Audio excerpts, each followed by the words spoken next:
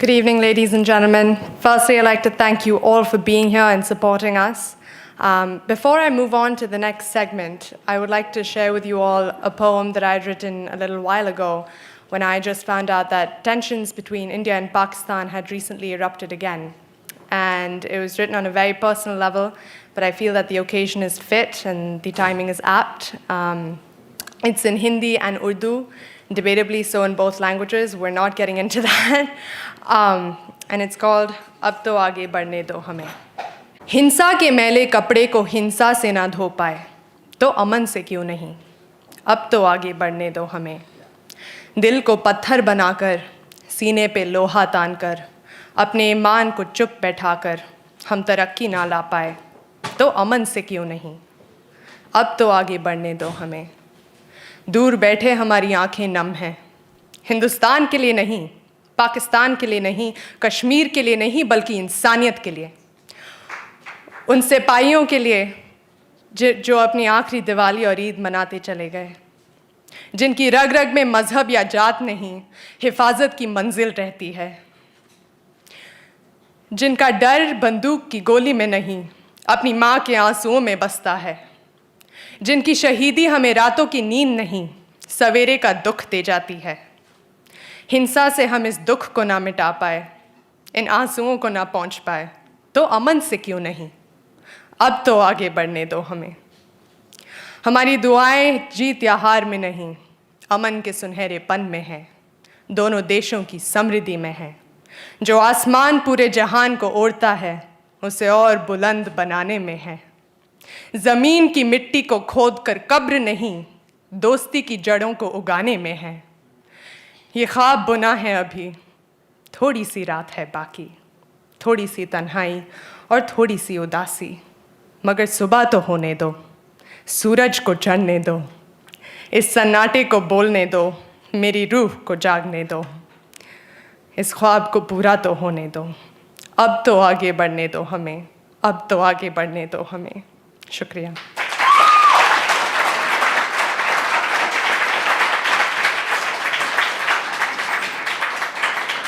Thank you.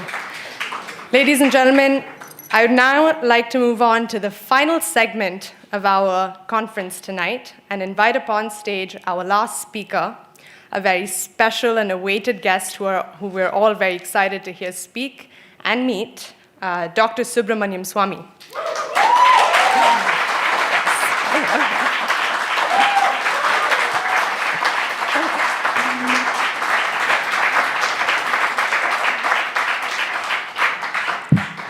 Dr. Swamy currently serves as a member of parliament in the Rajya Sabha, the upper house of parliament, and served as a member of the Planning Commission of India and was a cabinet minister under the Chandrasekhar government. Dr. Swamy was appointed as chairman of the Commission on Labour Standards and International Trade by former Prime Minister P.V. Narasimha Rao.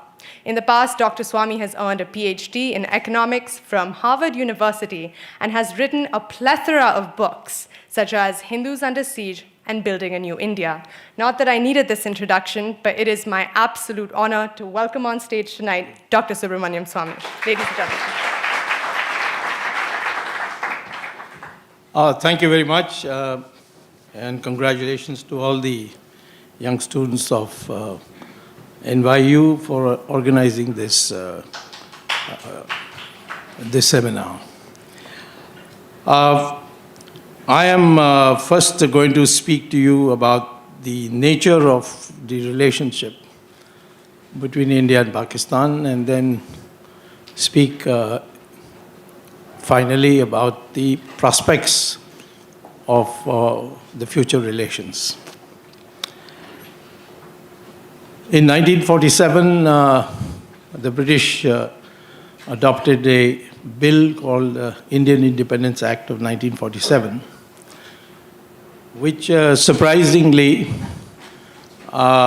in its objects and reasons stated for the bill, said that the object was to create a Muslim-governed Pakistan and a Hindu-governed India. They also they removed their paramountcy on the 600 kingdoms of the Indians, the undivided India, and made them all independent countries and gave them an opportunity to decide whether they wanted to be independent or become a part of Pakistan or India by signing the Instrument of Accession, which is a legal document based on the 1935 Constitution of Undivided India. Now, out of 600 kingdoms, about 500 signed to merge with India, and about 100 merged with Pakistan. The legality of that document was clearly stated that once the king decides to sign the instrument of accession, it is final and irrevocable. And two, he need not consult the wishes of the people of his kingdom. The issue of Kashmir arose because Jawaharlal Nehru decided to take it to the United Nations. And in the United Nations, under Article 6 of the Charter, the United Nations Security Council adopted a resolution which is not mandatory. If it was in Article 7 of the Charter of the United Nations, it would have been mandatory. But Article 6 only makes it recommendatory. And as Umar Abdullah explained very clearly, the requirement was that as a precondition, Pakistan would withdraw all its troops and irregulars, which had forcibly entered the kingdom after 15th August 1947 and tried to take over the state forcibly. While the king had at that stage taken the stand that he has not made up his mind whether he wants to be part of Pakistan or part of India, and therefore he entered into a standstill agreement with both countries. Now, subsequent to that, the second clause of that recommendatory resolution was that India would withdraw bulk of its troops and keep that which is necessary for law and order and for conducting an election plebiscite. So the plebiscite was the third part. And throughout the last 70 years, Pakistan has declined to withdraw its troops, much less the irregulars, from any part of Kashmir. And by international law, such a resolution which is recommendatory and lasted for so many years without implementation becomes lapses. It becomes deceased, so to speak. So to quote the UN resolution over and over again is meaningless. And furthermore, from the Indian point of view, we found, at least I found when I was the minister, that Jawaharlal Nehru had not brought it before the cabinet because he was quite confident that the cabinet would not approve. And certainly Sardar Patel was deputy prime minister, had made it public that he will oppose it. And so he went on his own and filed it. The nation didn't disown Jawaharlal Nehru, but that doesn't mean that a future government has to be bound by what Jawaharlal Nehru did, which was illegal. That is, he did not take cabinet approval. Under the Indian Constitution, there's an article called 253, which says that unless an international agreement or treaty is ratified by Parliament, it can be abrogated anytime. So therefore, since this was not only not subject to cabinet approval, it was also not, according to the constitutional principle, ratified by Parliament. So as far as most Indians think, and I certainly think myself, I can't say what the government of India is thinking, but I do know sometimes what I think today, the government of India thinks tomorrow. So therefore, I'm saying that this resolution has no legality. In fact, I'm urging my government to write to the UN to say that this may be treated as null and void. So the issue of Kashmir arises from the fact that the instrument of accession, which was signed on 26th October 1947 by the Maharaja, that he is acceding to India, that is final. And therefore, whatever is in possession of Pakistan, of Kashmir, is illegally held by Pakistan and it properly belongs to India.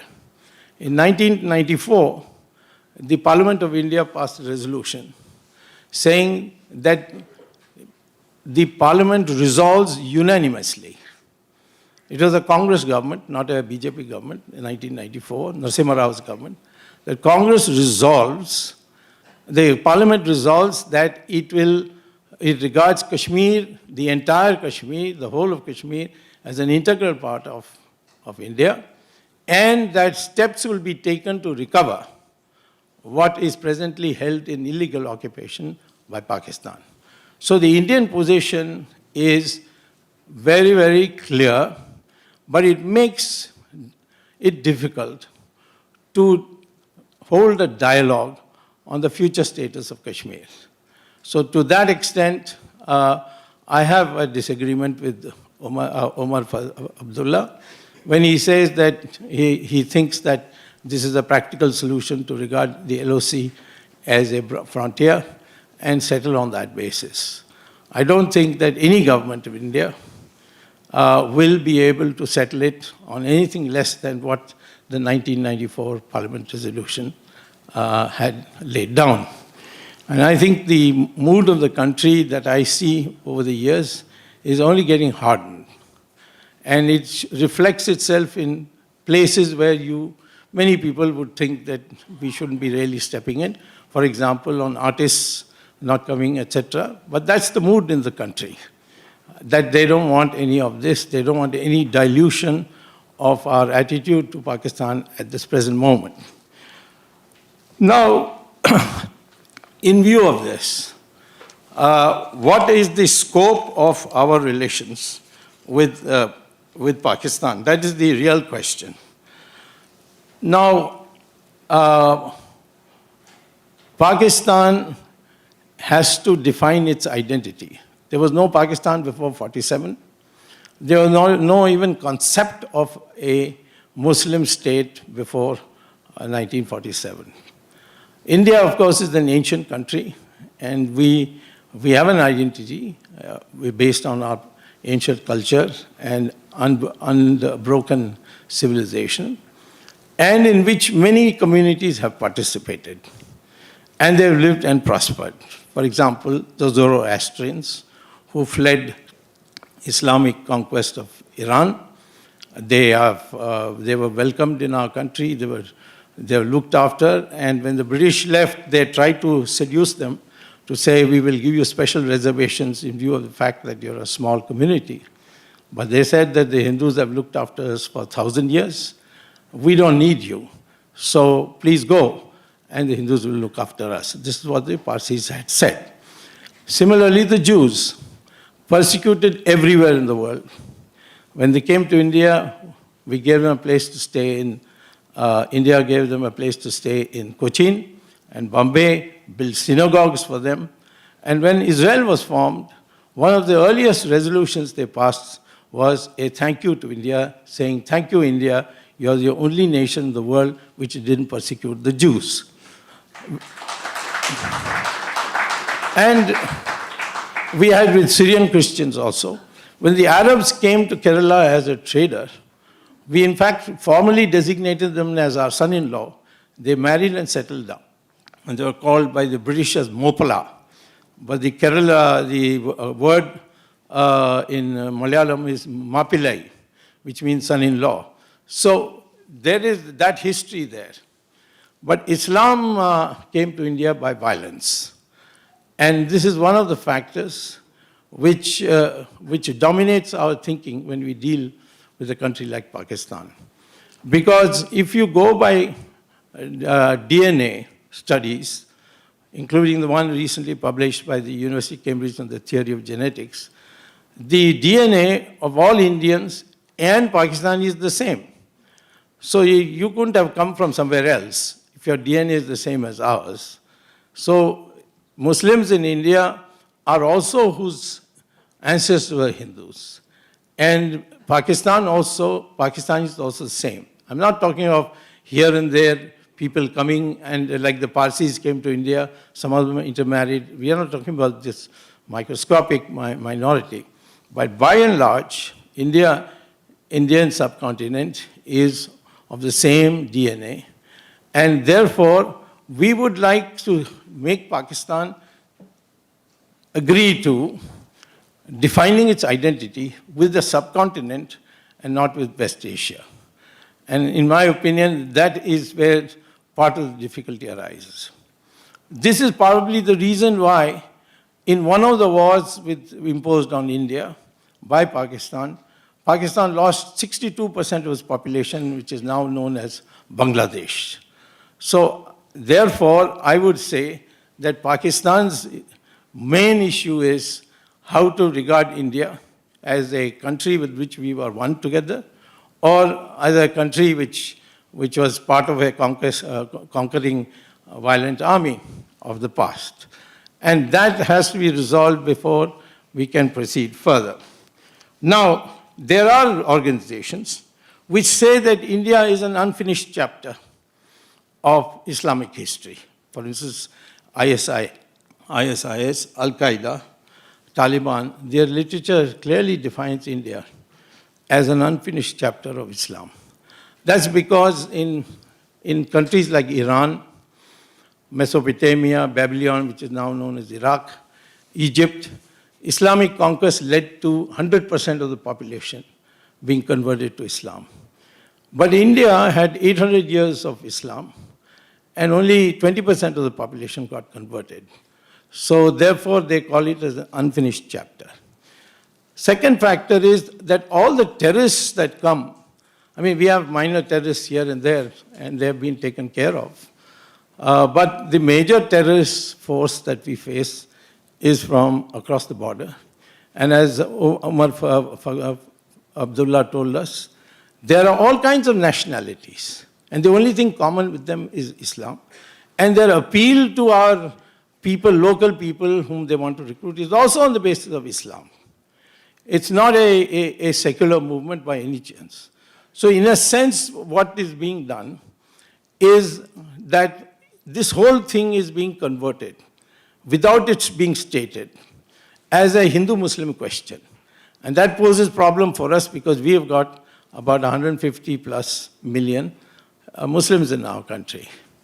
And of course, many of them are in government, some of them are MLAs, ministers, all that. And you saw Umar Abdullah himself was very categorical that he regards himself as an Indian. We have a problem with them. We have discussions. Right now in the Uniform Civil Code, there is a discussion going on. The Muslim clerics are very upset. But the Uniform Civil Code is in our Constitution. And it's Article 44. And it is an obligation of the government to implement it. And so, therefore, the government of India is seeking an opinion from the Law Commission as to how it can be implemented. In the meantime, try and hold discussions. It's a question of equality of law or equality before law. Article 14 of the Indian Constitution requires any practice whatsoever has to be based on the principle of equality before the law. Even our freedom of worship or freedom of practicing religion, which is in Article 25 of the Constitution, clearly says that, yes, practicing religion is a fundamental right of the individual, but it is subject to reasonable restrictions. And 3 reasonable restrictions, categories of reasonable restrictions have been placed in the Constitution, that every religious belief and practice can be restricted or modified by the state on the grounds of morality, on the grounds of health, and on the grounds of public order. So it's wrong to say that any religious practice, we should not interfere. And furthermore, in our country, in India, we have uniform criminal code. That is, the criminal procedures are uniform for Hindus and Muslims. There is no Sharia law for criminal acts. And so if the Muslim community has accepted uniform criminal code, why should not the Muslim community also accept uniform civil code? This is the issue. And moreover, in a country like Australia or United States, the Muslim community has accepted uniform civil code. So I think some of these things which are being deliberately raised is to create this division. And we think that there's no division because we regard Muslims also as a part of our ancestral family, that they are also from this country, and they are also a part of us, and we treat them as family. So this is where Pakistan is constantly interfering. Now, we have come to two further conclusions. With that, I'll conclude and take questions. One is the issue of dialogue with Pakistan raises the question with whom? We can't have any dialogue with Nawaz Sharif because we consider him a dummy prime minister who cannot implement anything. We have tried that for 2.5 years. The prime minister has gone out of his way, subject to criticisms in his own country. He has suddenly dropped in on his way from Afghanistan to India to attend a marriage ceremony of Nawaz Sharif. None of these gestures has had any effect. And terrorism has continued across the border all through. So finally, when these 18 soldiers were killed while they were asleep in their camp in Uri, the government decided to take a retaliatory action. I agree that we have phrased it in such a way that Pakistan doesn't feel compelled to react to save its prestige or something. We have made it as a local, across-the-border operation. But there is a fundamental decision, I think. This is my understanding. I am a member also of the Parliamentary Standing Committee on Defense and the Parliament's Consultative Committee on External Affairs, and we have been briefed thoroughly on this. I'm convinced now that our government will give proactive responses to any cross-border attack on us, which is of terrorists. So therefore, unless the political authority begins to assert itself in Pakistan, to discipline its army, to discipline its ISI, and put an end to all these terrorists who are living freely in Pakistan, I think it will be impossible for any government of India to have a dialogue on wide-ranging items. If they want to talk about which terrorists they should hand over to us and why, those discussions can take place at the national security level and the Director General of Military Operations. But political normalcy between India and Pakistan is something which we in India think that is fruitless and therefore should not be engaged in. I am not a person who is a hardliner as media portrays me. Because when the Soviets arrived in Afghanistan, I got an urgent message from the then military ruler of Pakistan, Ziaul-Haq, because I was condemning the Soviet attack on Pakistan, on Afghanistan, and saying it poses as a danger to Pakistan and thereafter a danger to India. So he invited me to come and visit the frontier areas where the Afghan refugees had come. And I had been to Pakistan twice, that's right, defending Pakistan's right to acquire arms to defend itself against a possible Soviet incursion into Pakistan. The same thing when Musharraf became the president. India did not recognize him. And he remembered me perhaps because I had addressed the Defense College, National Defense College of Pakistan, and he was the commandant, I think, at that time. So he sent me a message, and I went to Pakistan I met twice or thrice, and as Umar Abdullah correctly says, when he was president, there was an attempt to curb the terrorism. I don't know what has happened to him recently. Maybe the shock of being removed from office has put him out of balance. And he's saying things which I would have never expected him. But I think, I would like to say very clearly that none of us think in terms of hate towards Pakistan.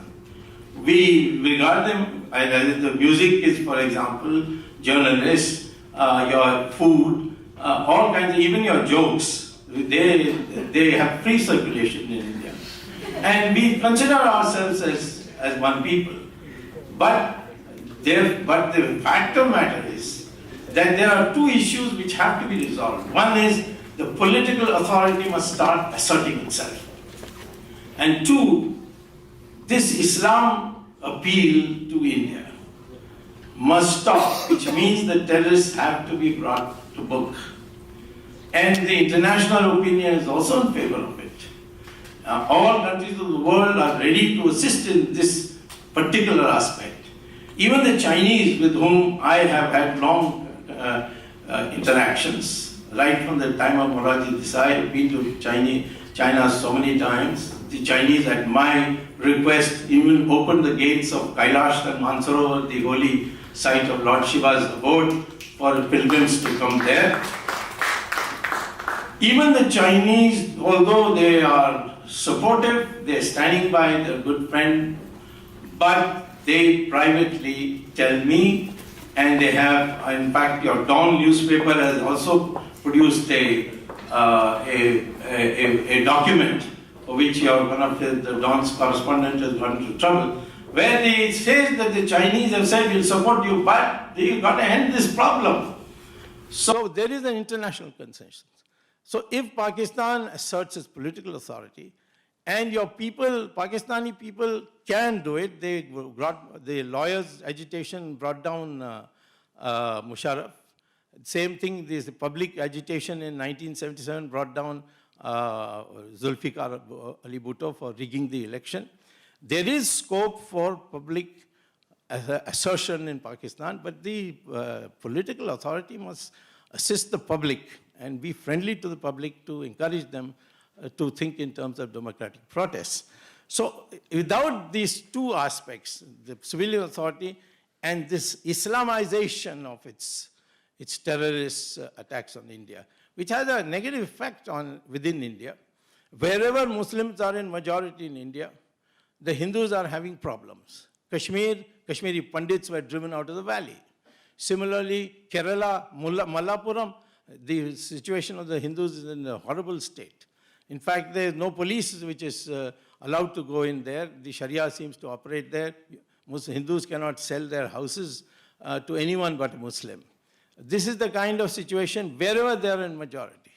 It may be because they think that where they are in majority, the clerics say this is Darul Islam, so there's no room for minorities. In Saudi Arabia, there are 2 million Hindus who are workers in Saudi Arabia.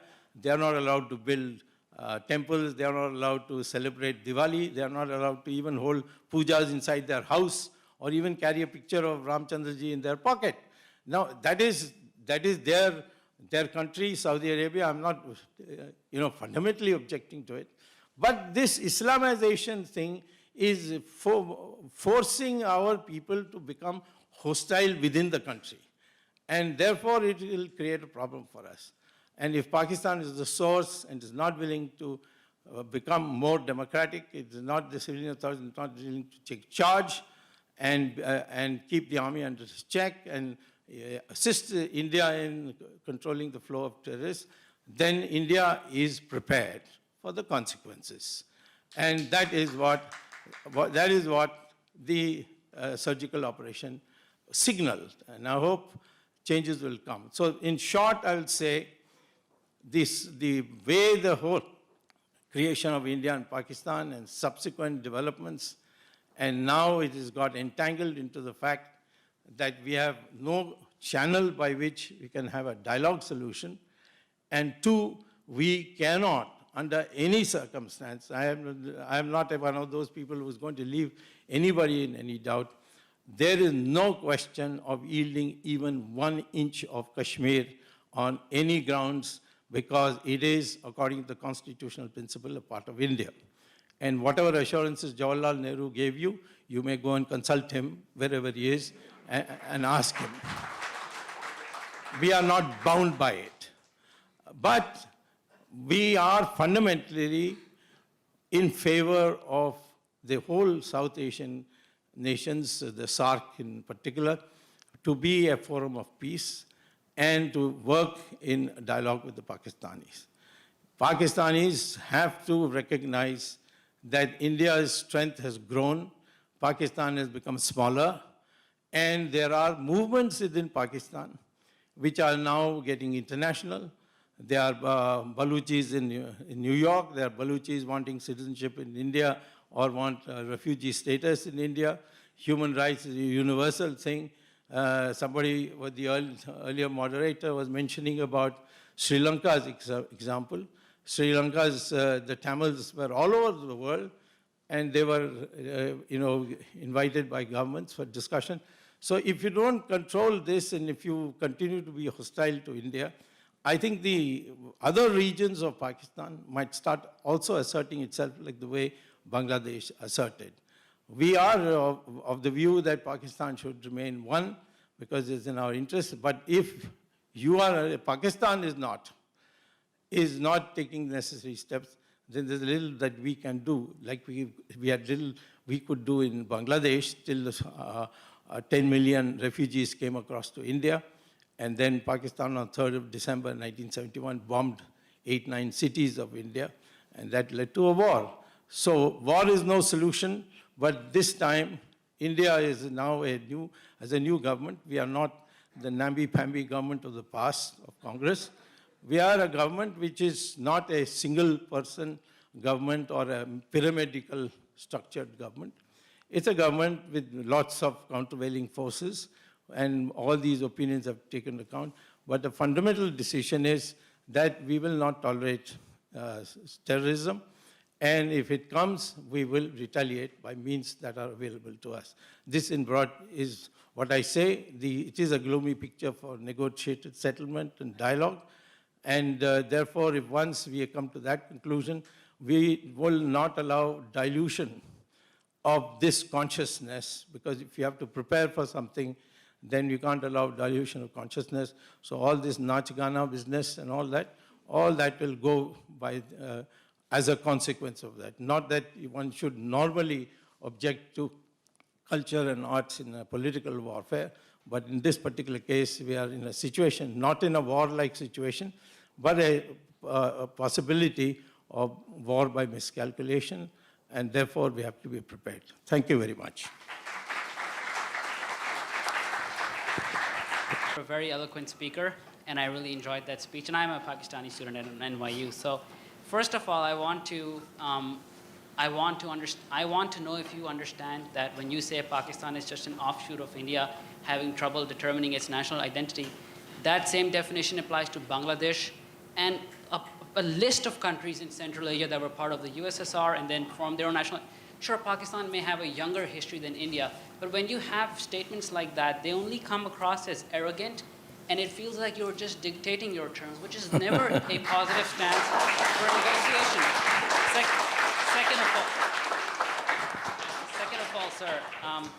Second of all, the real question basically, you said that fundamental Islam is a problem in terms of peaceful negotiations, but I will just remind you that fundamental doctrines of all nature tend to be violent, and they tend to repress the voice of minorities, including the famous philosopher and political scientist Kautilya, who said that political decisions should only be determined by calculations of self-interest, rational self-interest, not concerns for humanity. And that part is your addition.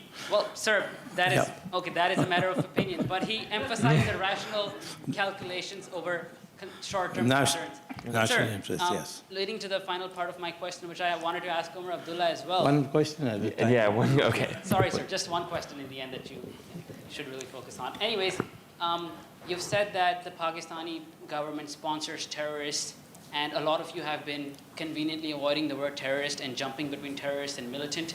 But what the Indian government does with the pellet guns and killing people, isn't it the exact same thing? And unless we acknowledge the problems on both sides, we're never going to get anywhere. And I don't think that it's just that you don't understand the difference between terrorists and militants. You're just conveniently trying not to use that. Well, Thank what you. the Indian government, I'll come with your last question, the Indian government is doing in Kashmir is what it's required to do under the constitution to maintain public order. We think all these demonstrators are instigated by Pakistan. Many of them are paid by Pakistan. And they have even got a list, a rate list. If you throw a stone on the military truck, you'll get 5,000 rupees. If you throw it at a Kashmiri police truck, you'll get 2,000 rupees. This kind of encouragement is being given. Many of them we have found them to be drugged by narcotics. And therefore, I think, let me say very clearly that human rights is valid question only up to the point where we have to maintain public order. We are a legitimate country, and we have been recognized recognized as a country which is legitimate, and Kashmir is legitimately part of India under the law. And anyone who tries to separate it, we will use any amount of force necessary to see that that fails. The individual in the back. Doctor- I'm sorry. The individual in the back. I'm in the back. Sir, in the time that you're going to wait for the Pakistani government to be one that you can accept to have dialogue with, what do you think is a short-term and in the long run a solution? Because you aren't willing to accept the line of control, you're not willing to accept the United Nations conditions for a referendum, and all you want is the entire Kashmir to be a part of India. Yeah. What do you think is a solution if you're not willing to work with anyone? The solution is to wait. The Chinese are waiting for Taiwan for a suitable atmosphere. And we will wait for a suitable opportunity. But sir, in waiting, are you not going to be creating so much unhappiness and a lot of Whose trouble to the unhappiness? people of Kashmir who are living in a state where for 100 days they can't send their kids to school or go to Yeah, work? that's pretty bad. It's that they can't send their children to school. Most people in Kashmir want a normal, peaceful life. And these agitators are instigated by Pakistan. We are convinced of it. I am convinced of it on what has been presented to our committee. And I will tell you that we have not used all the force that we could. We have used the minimum force. But when you are attacked, when the police is attacked, you can't tell them that just turn the other cheek. If they have to do something, earlier on they were using bullets, now they're using pellets. So therefore, at some stage, those who are instigating these children to come out on the streets, they have to be identified by the society and handed over to us. We are also catching many of them. And I'm sure that whoever is elected in Kashmir has not expressed any sympathy for this. You saw Umar Abdullah here itself. He did not defend them. In fact, he didn't even criticize the killing of that Barhani. He only said that the mismanagement of the situation after. That was it. And he is not a member of our coalition. It's Mufti Said's daughter, who is Mehbooba, who's the chief minister, who's in alliance with us. And I think the world is being given a false impression that there is an uprising in Kashmir. Of course, it's a fact that people are coming on the streets, but I know from an Indian experience that coming out on the streets and burning buses and throwing stones at the police has happened many times, and then it fizzles out. There was a Dravidian movement in Tamil Nadu. It has fizzled out. Now they have become part of our society. They contest elections and they become chief ministers and make money like everybody else. No, right here. Sir, India doesn't want to take any mediation with regard to Kashmir. India also doesn't want to implement UN resolutions. Yes. So India wants to speak to Pakistan. Who is there in Pakistan to speak? And what exactly India wants to speak? when it says I very don't want to see. clearly that the entire Kashmir region is part of itself. No, I have not said anywhere that India wants to speak to Pakistan. I said we don't know who to speak to Pakistan in Pakistan. Until that is resolved, then the question of speaking to Pakistan doesn't arise. It's no point in speaking to the elected government in Pakistan because they don't carry any weight. They are not able to implement any decision. They've told us so many things in private. None of it has been even remotely implemented. So therefore, we can go on for years and years without talking to Pakistan. It's not a difficult proposition. If Pakistan feels, then it has to meet those certain minimum conditions for a political dialogue, which means that the government should be in a position to deliver what it promises. Right there. Hi, sir. I am speaking to you today. I respect you, sir. You're my elder. And I'm a proud Indian, I want to say. And I'm speaking to you as a concerned Indian today because some of the rhetoric that has been flying in this room is rather disturbing to me as a Sikh and as an Indian. Because this whole idea of Islamicization of things, I mean, like my friend said, there are fundamentals in every society. There were Sikh fundamentals in 1984. There have been Hindu fundamentals in India as well. So I do not understand how you can sort of, I mean, if the fundamentals are sort of, Islamicizing this issue, is the right response to sort of claim that everybody had a Hindu DNA or an ancient culture that everybody belonged to? Doesn't that polarize societies instead of joining them together? Well, that means that a Sikh as well has a Hindu DNA. I have a human DNA, and I have a South Asian DNA, sir, and I'm proud of that. well, you can be proud of what you want to be. I'm not putting any ban on that. I'm only saying that please don't compare the militancy or the terrorism, whatever you want to call it, of the Sikhs between 1983 and 1981 and 84. I was one of those people who had almost single-handedly, because there was hardly any other Hindu who took the stand. I think Chandrasekhar also took the stand, that Operation Blue Star was to be condemned. And we condemned it, and we said this was a move by Mrs. Gandhi to try and garner a fundamentalist vote among the Hindu population. Since then, the Sikh community has always regarded people like me and Mr. Chandrasekhar was no more as very, very friendly, and they meet me wherever I go, where they have gurdwaras, whether it's in New York or whether it's in London. And I have no difficulty, and now there is no such thing as Sikh fundamentalism. So don't say that. Maybe you have some people in Pakistan who have been paid for and they are there, but otherwise there is no Sikh fundamentalism movement in India. Sikhs are ones who fought for the Hindus, and the Hindus will never forget it, the sacrifices of Guru Tegh Bahadur and Guru Gobind Singh.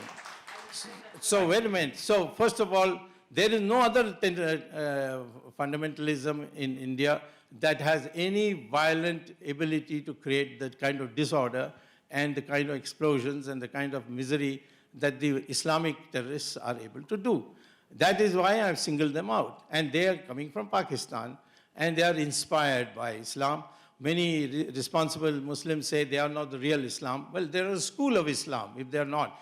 Either the clerics disown them and say that they are all kafirs, which nobody is doing, or you say that it's a school of Islam. But the school of Islam seems to be gaining ground. And I want to make sure that it doesn't infect the vast population of Muslims in our country. And that's why I mentioned, I am not talking about Islamization in a general extent. I must tell you, I have no personal animosity. One of my son-in-laws is a Muslim, I must tell you. My wife is a Parsi. I have Jews and Christians also in my family, and none of them seem to think that I am an Islamic phobic person at all. That's not the issue. The issue is what is affecting our society.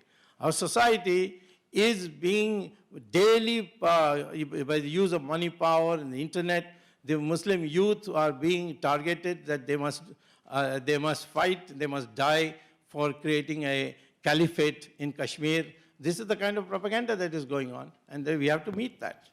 I promise I'll get to everyone. V-neck gray. Sir, I just had a question. Speech, I really appreciate the insight. So, based on the Independence Act of 1947, Balochistan was not supposed to be part of Pakistan. That's right. One out of 4 or 5 areas of Balochistan was supposed to be part of Pakistan. Pakistan forcibly entered Balochistan just like they entered Kashmir. So now, they've been murdering Balochis and throwing them out of airplanes for how many years? So I ask you the question: what do you think the role is that India should play in helping Balochistan gain its independence? Yeah. Well, we have reached that stage, yes.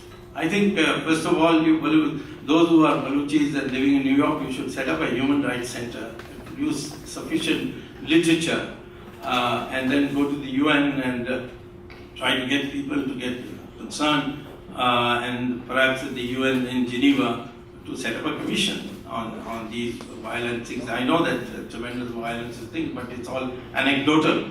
I would like this to be documented, and then after you do it, then by then maybe circumstances changes when India could do something. Do you think they should give asylum to Balochis? I think that's on process, so I'd rather not comment on it just now, but I think it appears to me something that will happen. Again, please wait for the mic to speak. The individual in the back, the blue shirt. Dr. Swamy, thank you so much for coming tonight. You look very dashing. You mentioned a lot of great resolutions and laws in your speech, but I think one important one that was missed was ASPA. This is the Armed Forces Special Provisions Act, which allows forces to go in and act with impunity. And it's very evident that in Kashmir it's being used very widely. The forces there use pellet guns, and I don't think they use them all the time on individuals who have been paid by Pakistan. There's a very clear example of a young girl, 11 years old. Her name is Insha. She was standing by her window and she was shot by a pellet gun. And she went to India for surgery. She went to a Delhi hospital. She's blinded. I don't think she was paid to look out of her window at the forces. So the question is, do you think your government protects human rights in Kashmir? And why are Kashmiris the only group of people who are impacted by the pellet gun? Nowhere else is it used in the entire country of India. And do you really think the pellet gun is considered minimal force when you have a projectile traveling at 100 miles per hour, more than 100 pellets that get dispersed? Do you really think that is equal force to a stone thrown by a protester? The issue is, first of all, what should be done at the ground level is a decision that is taken by the government in consultation with the state governments. In this particular case, except for a little noise here or there, the government of Kashmir, of which, of course, the BJP is part of, has not raised any demand that this should be stopped. Although the Home Minister, the Union Home Minister on his visit said that we will reduce the occasions in which this can be used. Now, demonstrations which are violent against the armed forces, what is an appropriate force can always be challenged in the Supreme Court. And it has been challenged once, and the Supreme Court did not agree to put a restriction.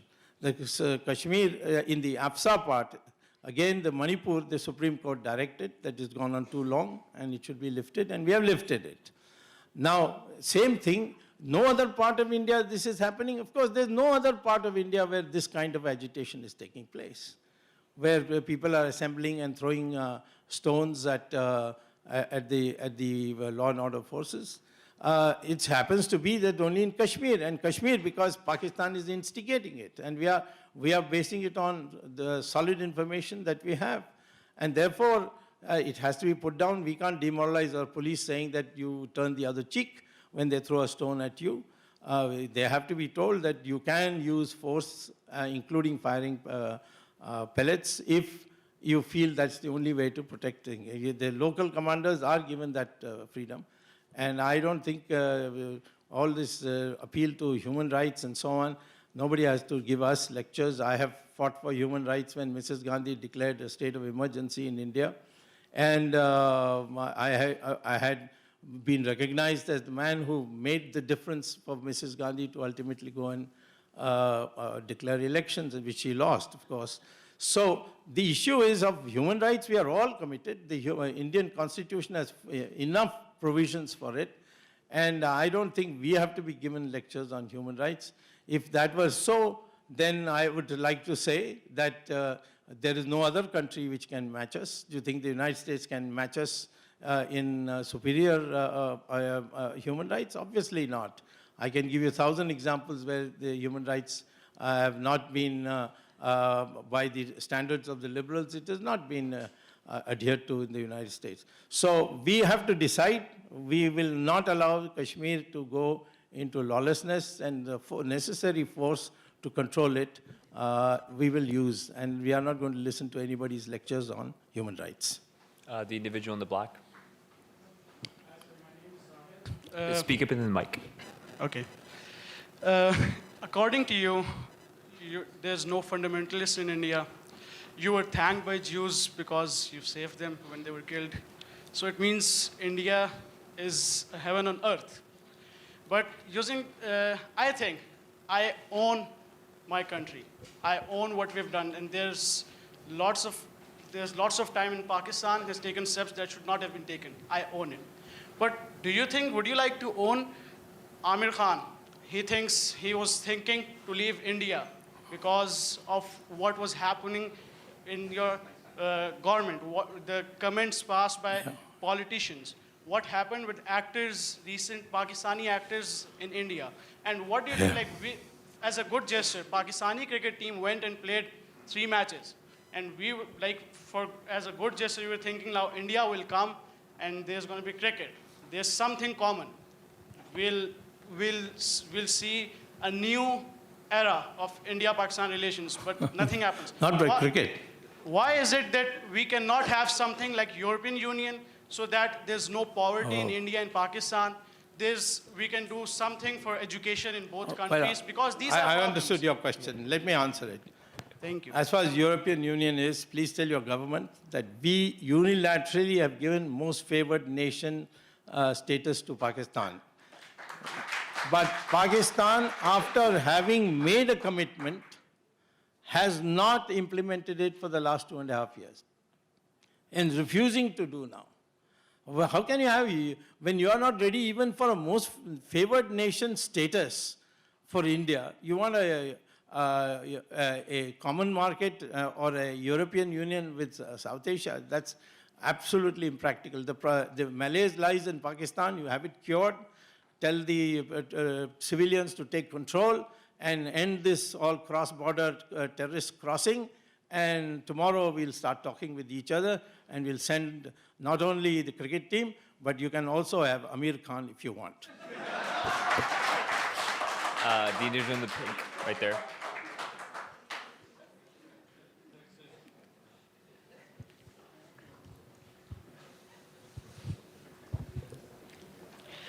It's a pleasure to see you in person, sir. I'm a big fan. My question actually is about the surgical strikes and as India's foreign policy as a whole.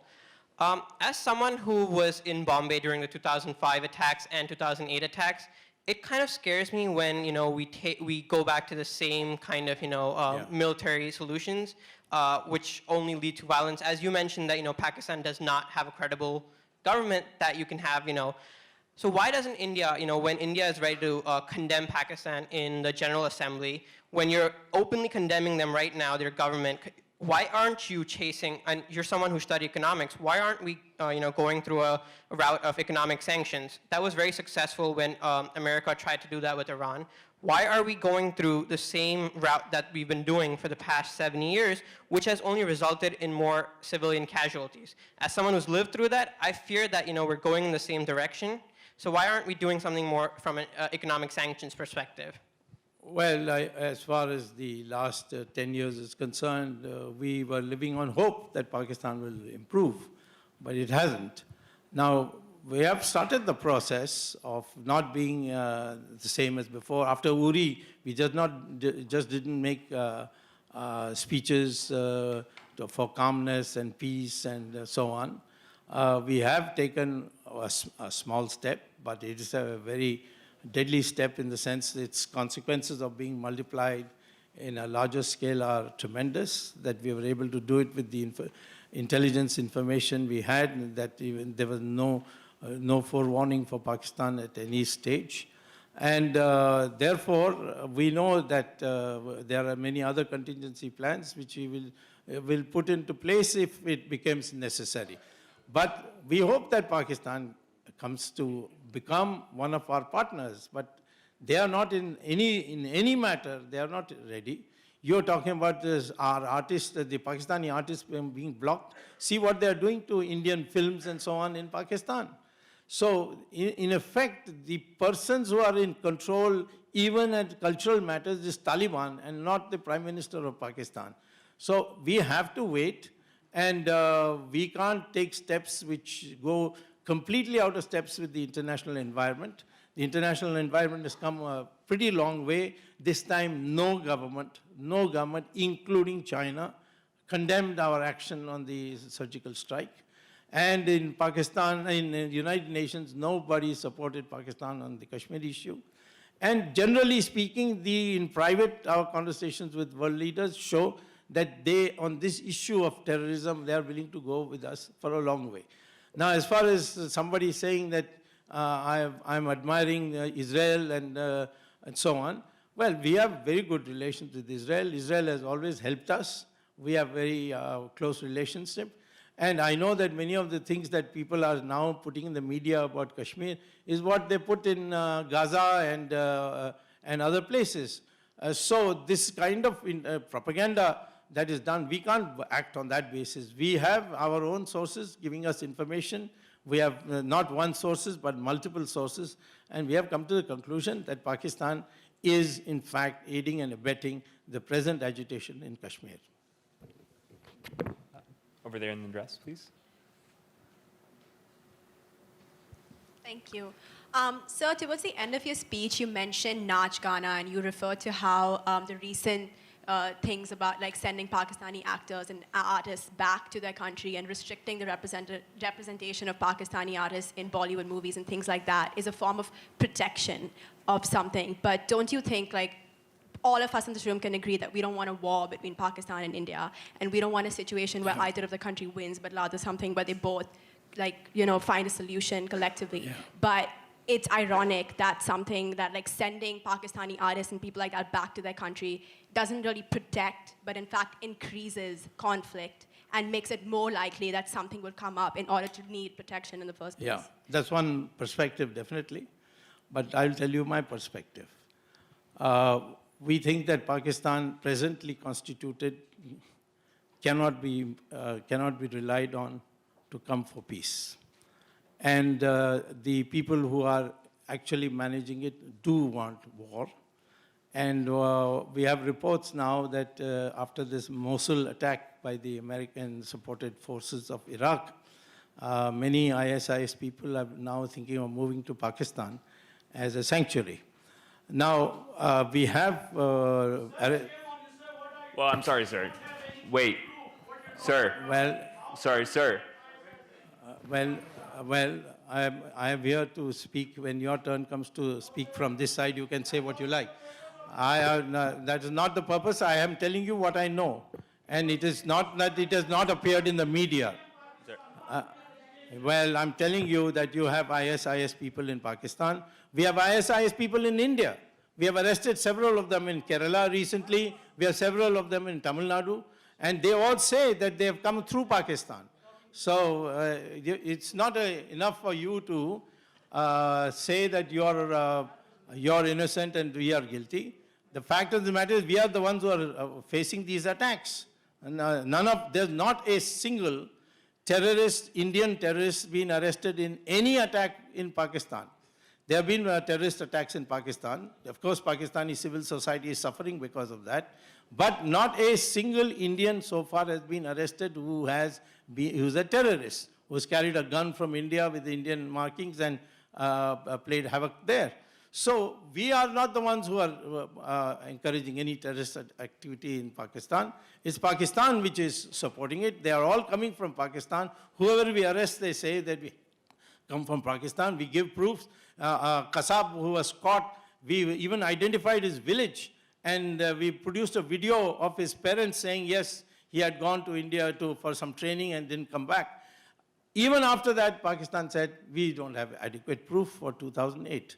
Now, today we have a situation where we have to prepare the country's mind that it may be a possibility. I'm not saying it is even a possibility, but it may be a possibility in the future that we may have to go to war, because we have been to war with Pakistan 4 times already. It's not an unusual event. It would be a war. And therefore, to prepare the mind of the people, we can't allow these dilutions of cinema artists and cricket players coming to our country and playing. We cannot allow that. And this is our decision, and that's why we have made the decision. The day normalcy comes in Pakistan, we'll be the first ones to resume cricket and cinema. Okay, I want to reiterate, please, this is not a shouting match. Your opinions are valid to be heard, but with the microphone, when we pick on you, please. Person in the back. Sir, you repeatedly used the word force. I'm just curious, do you see any similarities between the rise of Nazi Germany and Hindu nationalism and growing Indian jingoism? Do you ever see India becoming a fascist country eventually? And lastly, what's your opinion on Hitler? The last time,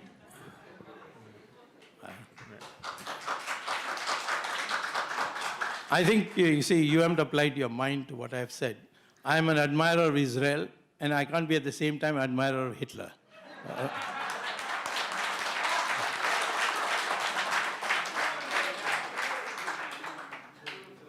There was one attempt at fascism in India, and that was in 1975 by Mrs. Gandhi declaring a state of emergency, where she suspended the constitution, put 140,000 people in jail without trial, and all the top leaders like Jayaprakash Nayak and Moraji Desai, everybody were put in solitary confinement. And within 2 years, she buckled and had to go back to declare an election. And of course, I was at that time fighting for democratic freedoms. And in fact, a good part of my those 2 years I spent in the United States mobilizing Indians and creating opinion, because there was so much censorship. It was easier for people to listen to Voice of America and BBC than read the Indian newspapers. So therefore, I think anybody in his right mind in India knows that the Indian people may tolerate many things, but they will not tolerate suspension of democracy and the imposition of fascism. Right there in the middle. Right here, right here. Over the one right there. This is in reference to an article you once wrote for the DNA, where you suggested that anyone who doesn't admit to having Hindu ancestry cannot have voting rights in the country. Doesn't that go completely against what you just said?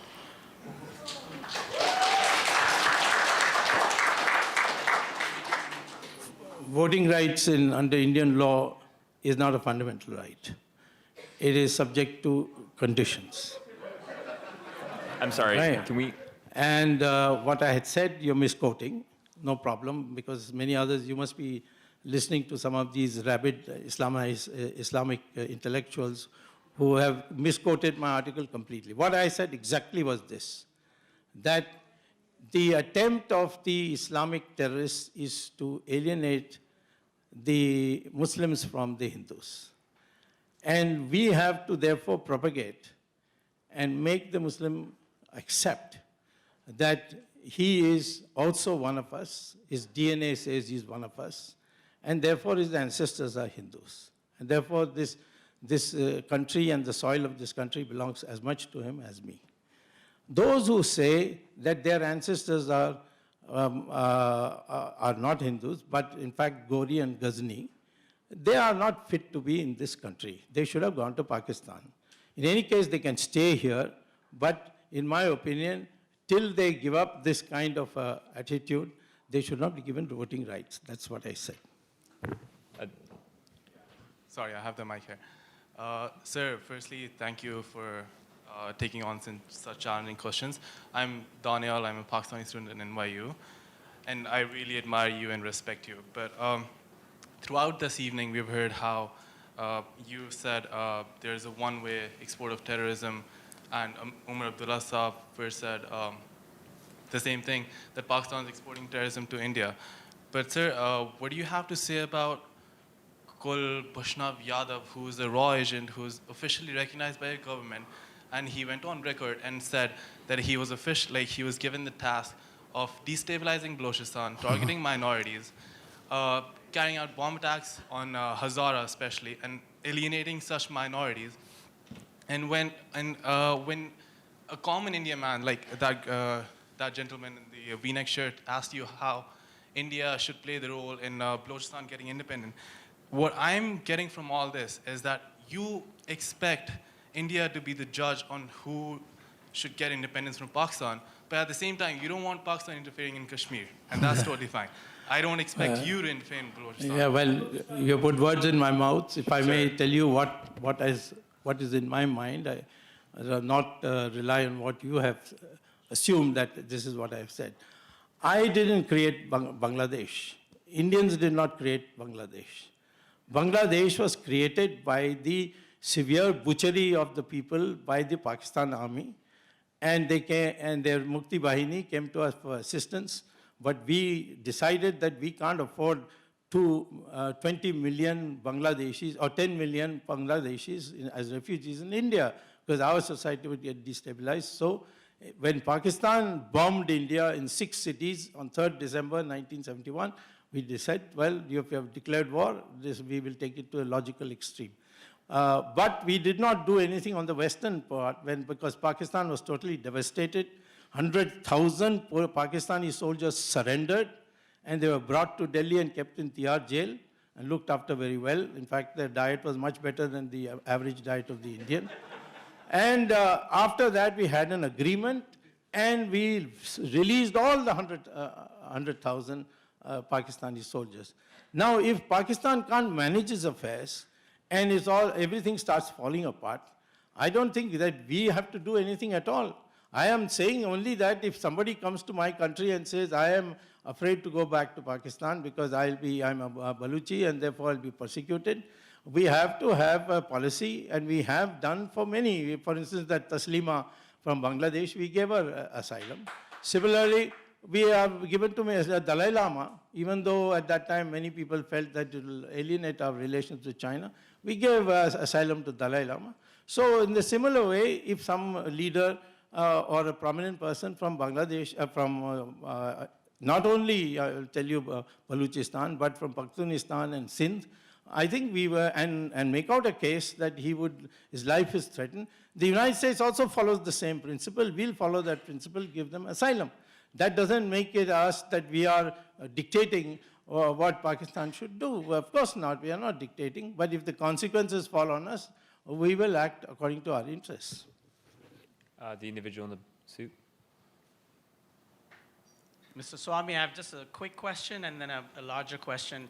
You know, on the most part, it seems like there's a fair and square blame on Pakistan and Islam with the situation in Kashmir. Is there anything India takes responsibility for in solving the problem and creating a more positive environment in South Asia? And my larger question is really, Indian Muslims have largely been very loyal to India, its constitution, and the nation, and there's very little or no documented participation in Al-Qaeda or Taliban or ISIS. But yet, there's a rise in Hindu fundamentalism, there's a rise in intolerance in India, not just against Muslims, but against Dalits, against Christians, against minorities and tribal people in the Northeast. Yeah. So you're so focused on Islamic terrorism in Islam. What's your perspective on Hindu fundamentalism, the rise of the RSS, the VHP, Bajrang Dal? So while you are so focused on Islamic terrorism, are you guys falling asleep on the rise of Hindu fundamentalism? Listen, binary questions are not allowed. Huh? You ask me a question, but don't suggest the answer also to me. You see, these propagandistic remarks that the whole country is after all the Hindus, or at least the higher caste Hindus, I assume he meant, are after the Dalits. There is not a single documented evidence of IS in India or Al-Qaeda in India. I don't know, you must be living too long in United States. You come to India, and I will sit with you and show you documents after documents, which show that there has been an increase in recruitment of by ISIs of Indians, particularly in South India, Kerala, Karnataka, and Tamil Nadu. And we have arrested people also.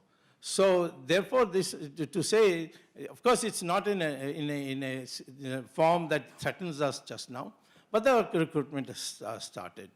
And whereas the question of Hindu fundamentalism, RSS, Vishnu Parishad, and so on, you may not like them, but there is no use calling them that, because there is fundamentalism means that you are saying this is the religion and no other interpretation is possible. That's impossible in Hinduism because we don't have a prophet. Fundamentalism is only possible if there's a prophet. If you have a large number of books which give different interpretations, you go to the Vedas, the 4 Vedas, you go to Upanishads, you go to Brahmanas, the Aranyakas, the Atharva Veda, all give variety of differences, the variety of interpretations.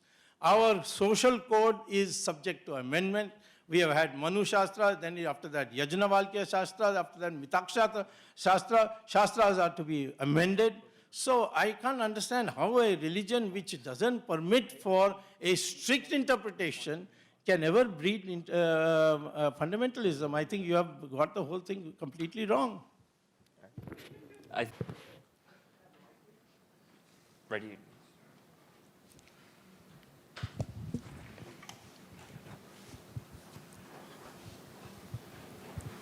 By the way, Hinduism also says that all religions lead to God, which no other religion says. Neither Islam nor Christianity. Hi, sir. So I actually wanted to ask you, like, this whole debate has been taking a turn around from like Indo-Pakistan to Hinduism and Muslim. So first of all, people stay together out here, like Hindus and Muslim. I would like to tell you that thing, and even in India and maybe in Pakistan too. So it's not about the religion. The question I would actually target upon is like, we are the future of our country, okay? And you are the people who are leading our country. So if at all each of the person out here is actually saying that we take the actions for our country, but what would you actually suggest the best way to actually make sure that, to let our leaders know that this is the thing that they've done wrong? So I'm not talking on the perspective of India or Pakistan. I'm saying if India does something wrong, how would I as a person, as a person to the country, would suggest that, you have made this thing wrong. So this would solve a lot of problems. Well, first of all, let me tell you, this Hindu-Muslim issue is not from India. It is from Pakistan.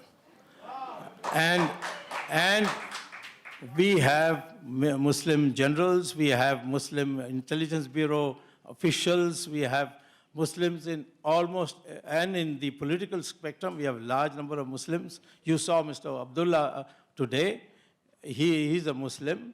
And what he said, we have differences, of course, on how to approach the problem. But that's political differences.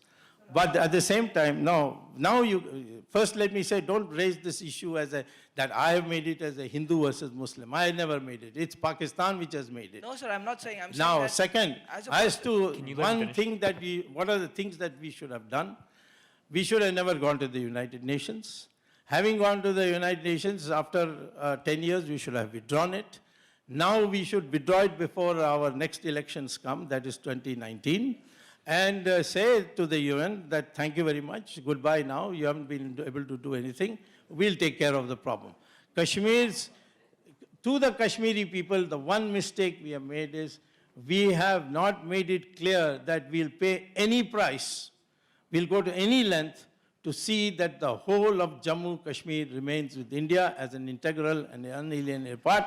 That confusion has helped the terrorists in Kashmir.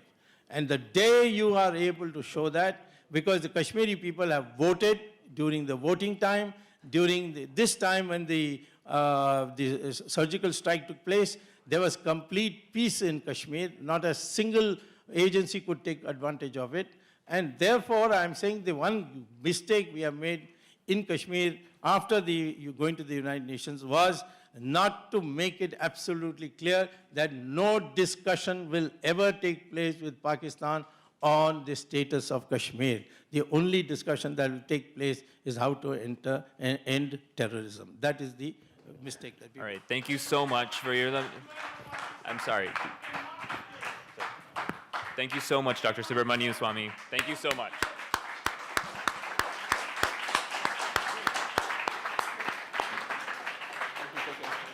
Ladies and gentlemen, before we close, there's just a few remarks that we wanted to say.